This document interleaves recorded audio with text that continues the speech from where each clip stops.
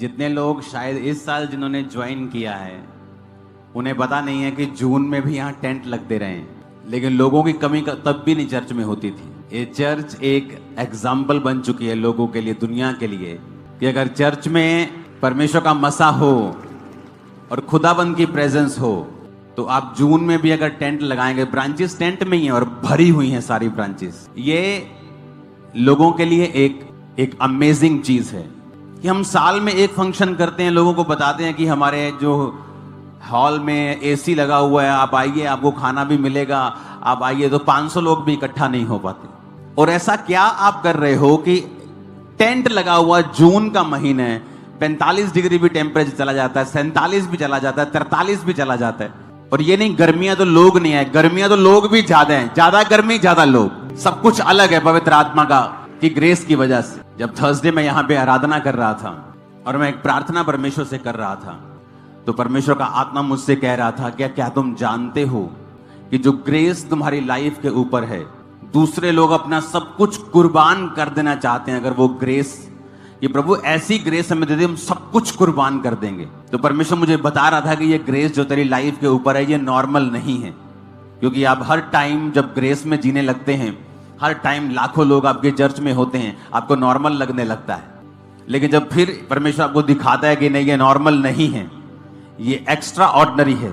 यूसुफ के, मेरा नाम अंकुर यूसुफ नरुल्ला शुरू से नहीं था, योसेफ नाम मुझे परमेश्वर ने दिया, और मैंने ये इब्रानी भाषा से नाम जोड़ा था, जोसेफ नहीं जोड़ा, योसेफ जोड़ा, क्योंकि ये वही यूसुफ था, ये वही योसेफ था जिसके ऊपर रंग बिरंगा अंग रखा था। मैंने सोच के नहीं चुना ऐसा नाम, क्योंकि परमेश्वर ने वो नाम मुझे शायद इसलिए दी, मैंने इसलिए नाम रखा था क्योंकि इसका मतलब था कि ऐड करना, यहोवा ऐड करता है।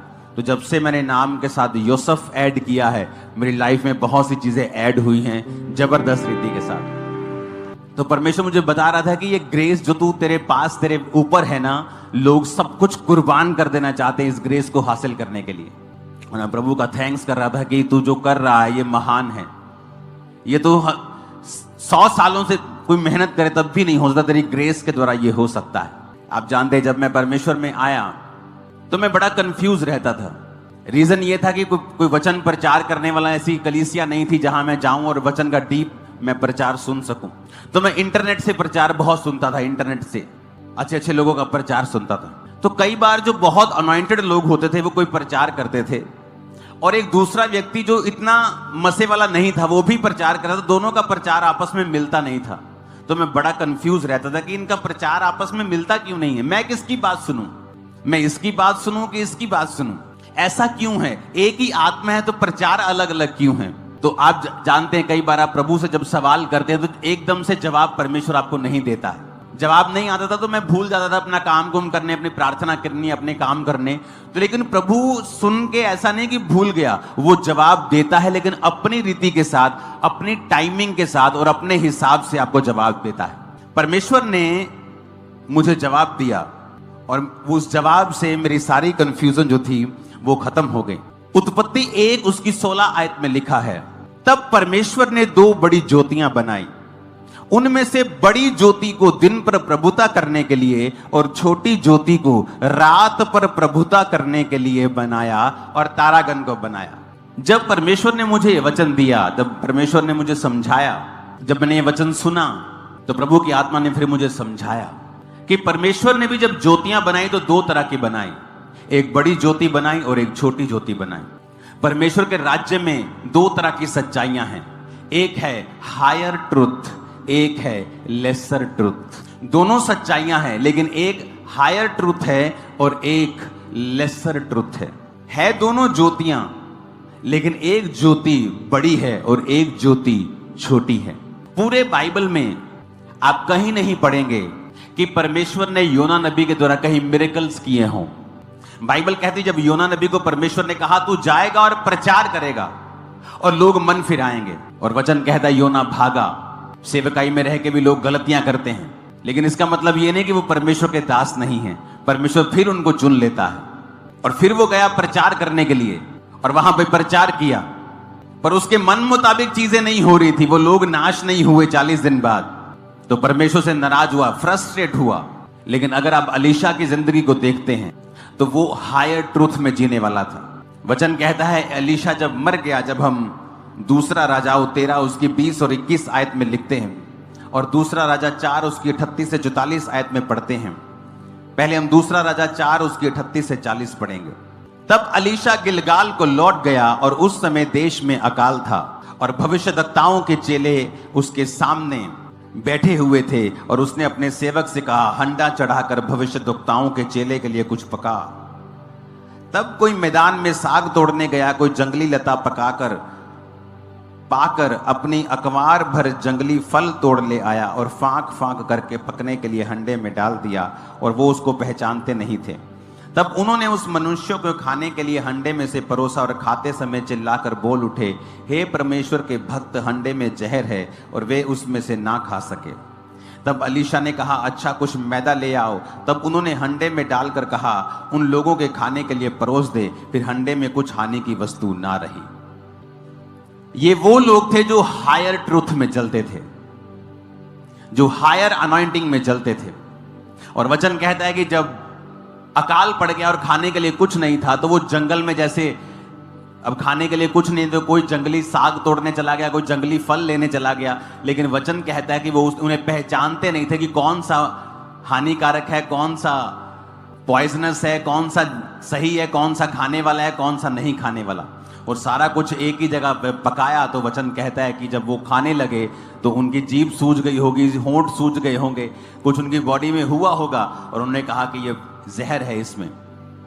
और वचन कहता है कि अलीशा ने कहा, कुछ मैदा लेके आओ और हंडे में डाल के कहा, लोगों के खाने के लिए परोस दो। और फिर हंडे में हानि की कुछ भी वस्तु ना रही। तारीफ करो जोर से इस वचन के लिए।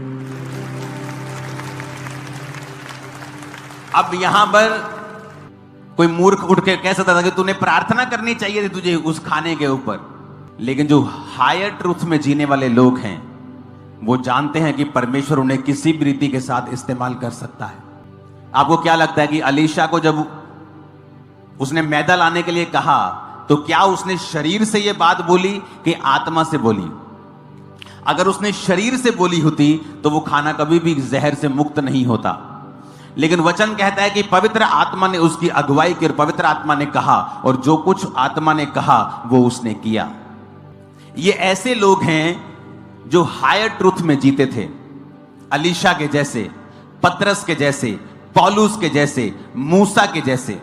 लेकिन उसी बाइबल में लेसर ट्रूथ वाले लोग भी थे जिनको हम माइनर प्रॉफिट्स बोलते हैं, जिनकी लाइफ से कुछ बहुत बड़े मिरेकल्स नहीं हुए। हाँ, लोगों ने उनके द्वारा तौबा की है, लोगों ने अपना मन फिराया है, लोगों ने उन्हें परमेश्वर का दास समझा है। लेकिन जो हायर ट्रूथ वाले लोग थे, अलीशा के जैसे, मूसा के जैसे, पतरस के जैसे, पौलुस के जैसे, उन्होंने जो कार्य किए वो दूसरे लोग वैसा काम नहीं कर पाए। शायद वो पवित्र आत्मा के लिए ओपन थे, शायद उनका संबंध जो था परमेश्वर के साथ गहरा था। आपने यशाया नबी को देखा होगा कि यशाया नबी जाता है और बोलता है कि अंजीर की टिकिया लेके अपने कैंसर के फोड़े पे बांध तो वो ठीक हो जाएगा। लेकिन आपने दूसरे जो माइनर प्रॉफिट्स थे, आपने उन्हें प्रचार करते, भविष्यवाणी करते सुना होगा, लेकिन ऐसा कोई भी मिरेकल्स उनकी लाइफ के दौरान नहीं हुआ। आपको ये बात समझ आनी चाहिए कि अगर मेरे अंदर ये गंदगियां हैं, क्रोध है, व्यभिचार है, लालच है, कुदृष्टि है, बुरी भावनाएं हैं, जो अंदर हम लेकर बैठे हैं, हम कभी प्रभु के दर्शन को प्राप्त नहीं कर सकते और ना हम उस पर्वत पर प्रवेश करने पाएंगे। एक और पद पढ़िए, क्या कह रहा है मत्ती, क्या कहता है 5 अध्याय और उसके 28 पद से लेकर 30 पद तक। मत्ती का 5 अध्याय 28 से 30 पद तक।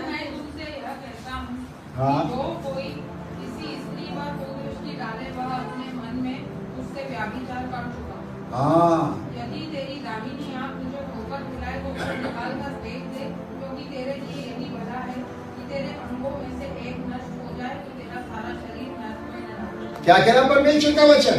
स्वर्ग के राज्य में अगर जाना है तो हमारे शरीरों को मारना पड़ेगा, है ना।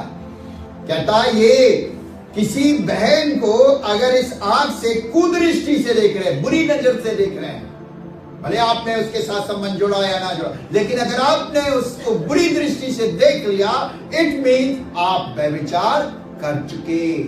ये बाइबल सिखा रही है। और इसलिए प्रभु कह रहा है, अगर हम इस कुदृष्टि को अपने अंदर रखे हुए हैं तो उसे निकाल दें। इसलिए कहता है, लूला होके, लंगड़ा होके, अंधा होके स्वर्ग के राज में प्रवेश करना बेटर है? हमें इन अंगों को जो हमें परमेश्वर के राज में जाने से रोक रहे हैं, परमेश्वर के पवित्र पर्वत पर पहुंचने से रोक रहे हैं, उन्हें मारना है, उन्हें कंट्रोल करना है, उन्हें पूरी तरह से अपने जीवन से समाप्त करना है। जैसे पौलुस कहता है, मैं अपनी देह को मारता, कूटता और वश में लाता हूं। हमें पूरी तरह से अपने शरीर को क्या करना है? कंट्रोल करना है, वश में करना है, ताकि मैं और आप कहां पहुंचने पाए?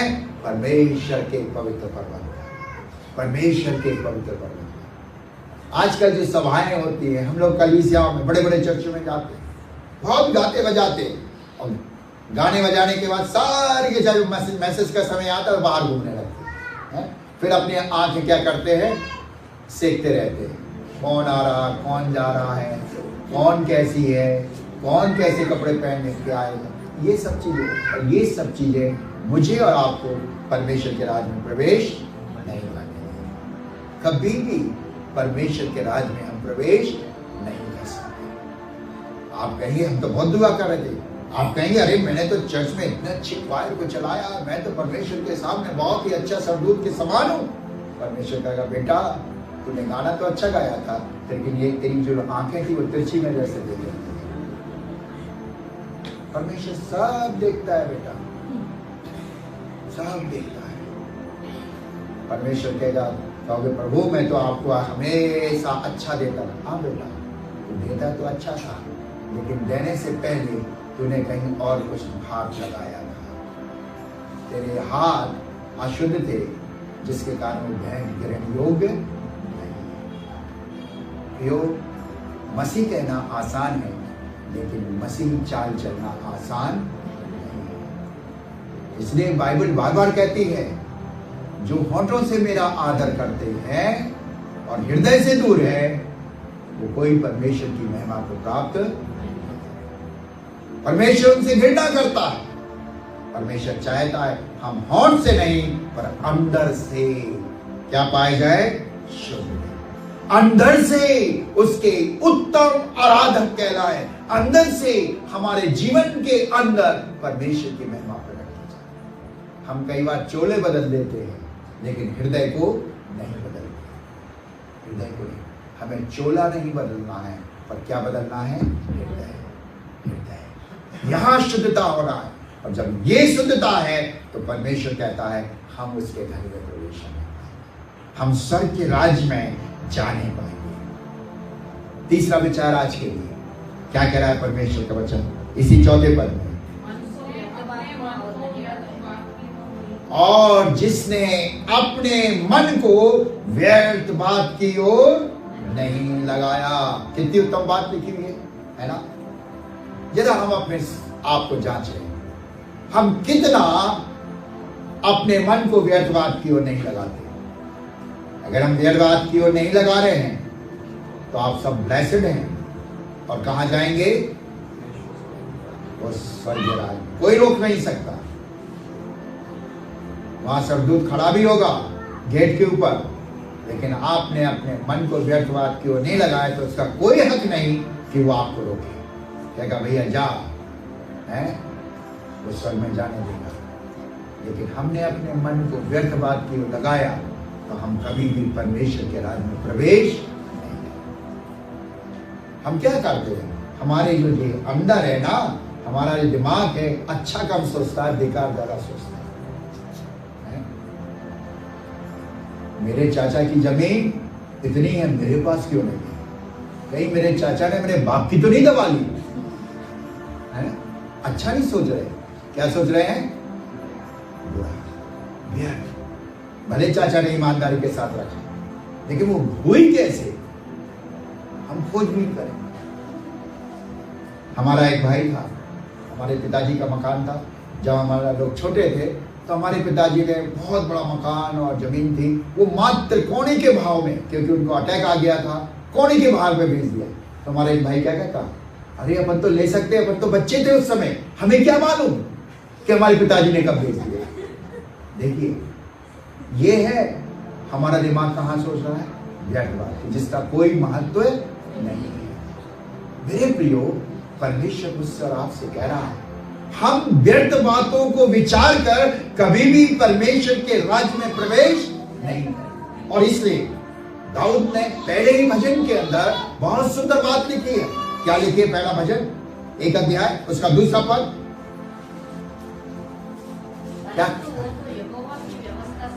क्या करना है अपने जीवन के अंदर? अपनी मन को, अपने हृदय को व्यर्थ बातों से दूर करके परमेश्वर के वचन की ओर लगाएं। कहां लगाएं? बोलो ना बाबा, वचन की ओर। इसी में तो उत्तमता है। लेकिन आज हम क्या करते हैं मालूम है? जब फालतू बैठे स्क्रॉल करते रहते हैं, है ना, पूरा मोबाइल रात से लेकर दिन तक क्या हो रहा है, उस पर बैठ के प्रभु के वचन को नहीं सीखते। प्रभु के वचन करें, ये कौन सा एडवर्टाइजमेंट आया, ये कौन सी पिक्चर निकल रही है, ये आज कौन सी चीज हुई है, हम इससे देखते हैं। क्या हम परमेश्वर के राज्य में प्रवेश करेंगे? क्या हम परमेश्वर की महिमा को देखने पाएंगे? जितना आप फेसबुक पे बैठे हैं, जितना आप और चीजों पर बैठे हैं, उतना अगर आप प्रभु के चरणों में बैठकर परमेश्वर के वचन को पढ़ेंगे, परमेश्वर के साथ समय व्यतीत करेंगे, तो परमेश्वर प्रसन्न होगा। परमेश्वर प्रसन्न होगा और आपके लिए वो द्वार खुला रहेगा। आप उस पर्वत पर प्रवेश करने पाएंगे, परमेश्वर के समीप रहने पाएंगे। और इसलिए देखिए, जकरिया यर्मिया की पुस्तक उसका 2 अध्याय 1 पद पढ़िए, वहां क्या लिखा।